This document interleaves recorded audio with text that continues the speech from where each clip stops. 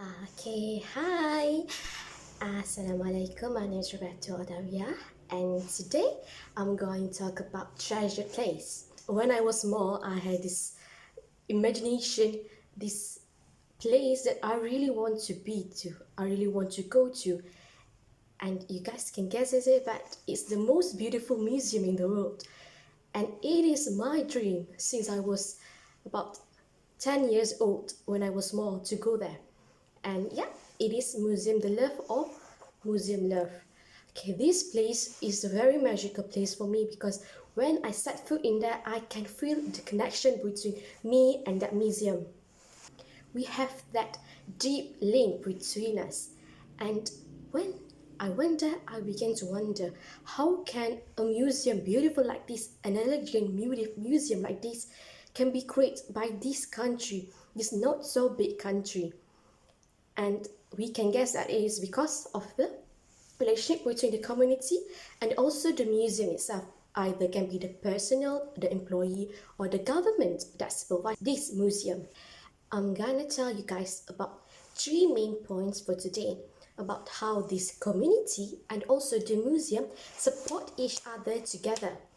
First, the community and the museum of their relationship in each other. Second, how they preserve, they promote, and also they spread the awareness about heritage.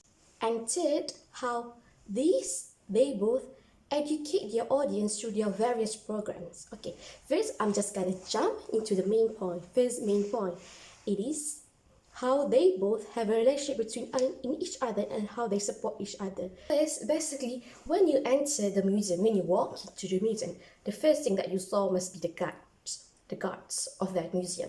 And also there will be like people loitering around, the residents, the civilians. Well, that is how both the community and the museum have a supporting relationship in each other. When you enter the museum and you saw the audience, the people, yeah, the tourists loitering around the museum, you can talk with them, you can exchange culture. This is where the place where we exchange our cultures, either is interracial, intercontinental, or also intracontinental. And this is the place where we can communicate with each other. I had this experience once with myself when I first saw this huge picture and there was this guy next to me, so I said hello, and I greeted him and all of that, and he greeted me back. So we just talked a little bit about where he's from and why he's here, like he's on a vacation and other things like that. So this is the proof that we can have interracial and intercontinental and also intracontinental communication. Okay, so I'm just gonna jump to the second point, which is how these both the community and also the museum help each other by spread the awareness of their heritage. As we know, the museum is the place where we kept our heritage, our art, our sculptures, our historical artifacts, or even traditional artifacts ranging from the 17th and even from the 16th until now. All those marvelous, all those beautiful, elegant, and also priceless artifacts are all in this museum. Or specifically, right now I'm talking about Museum Love. Okay, so here we can see the artifact and the historical sculptures. For example, the Venus de Milo is a very famous sculpture, and this sculpture depicts the beauty of the woman at that time. Even though the sculptures are missing with both arms and it is unknown why till today. And we also can see the coronation, yes, the big painting, the huge painting, the coronation of the Napoleon. And this coronation was painted by his painter himself, Jacques Louis David. Okay, so by these are the minuscule example. There are lots and lots and lots of artifacts there. And I'm just saying the prominent ones where all tourists, where all people know. And we can see that from these artifacts, we can see the beautiful of the sculptures themselves.